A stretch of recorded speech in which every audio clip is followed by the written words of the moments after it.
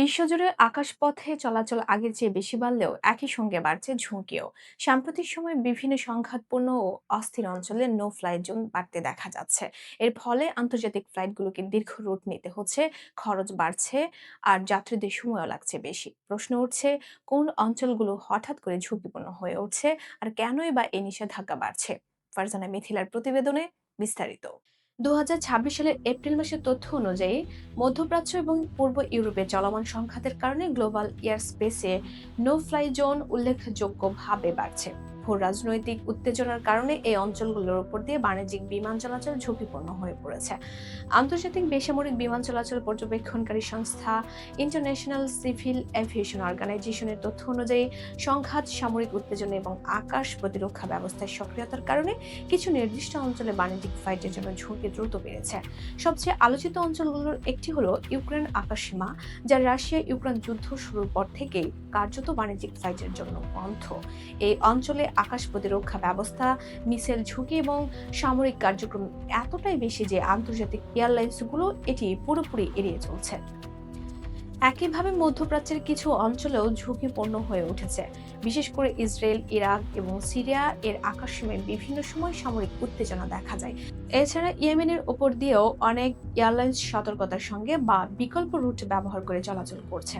সাম্প্রতিক উত্তেজনার কারণে লাল সাগর সংলগ্ন আকাশপথেও নজরদারি বাড়ানো হয়েছে। এই অঞ্চলটি ইউরোপ ও এশিয়ার মধ্যে একটি গুরুত্বপূর্ণ রুট হওয়ায় এখানে যে কোনো ঝুঁকি বৈশ্বিক বিমান চলাচলের প্রভাব ফেলে। এশিয়াতেও কিছু সংবেদনশীল অঞ্চল রয়েছে, যেমন আফগানিস্তান আকাশসীমা, যেখানে রাজনৈতিক পরিবর্তনের পর নিরাপত্তা নিয়ে অনিশ্চয়তা তৈরি হয়েছে। ফলে অনেক আন্তর্জাতিক ফ্লাইট এই অঞ্চল এড়িয়ে চলছে। বিশেষজ্ঞরা বলছেন, নো ফ্লাই জোন শুধু যুদ্ধের কারণে হয় না, কখনো কখনো সামরিক মহড়া, কখনো রাজনৈতিক উত্তেজনা, আবার কখনো হঠাৎ সংঘর্ষের আশঙ্কাও এর কারণ হতে পারে।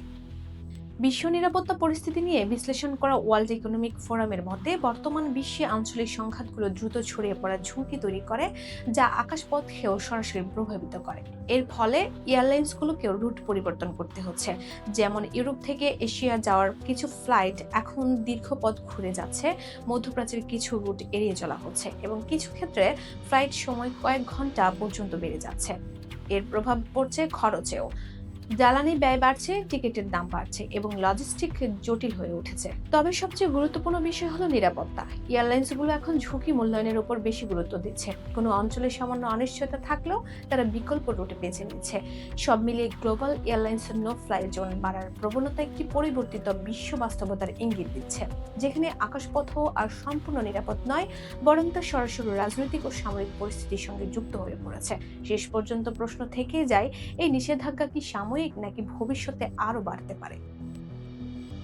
উত্তর নির্ভর করছে বিশ্ব পরিস্থিতির উপর। তবে একটি বিষয় স্পষ্ট, নিরাপত্তার কারণে আকাশপথে এখন আগের চেয়ে অনেক বেশি সতর্কতা অবলম্বন করা হচ্ছে। Voice of Bangla, international desk.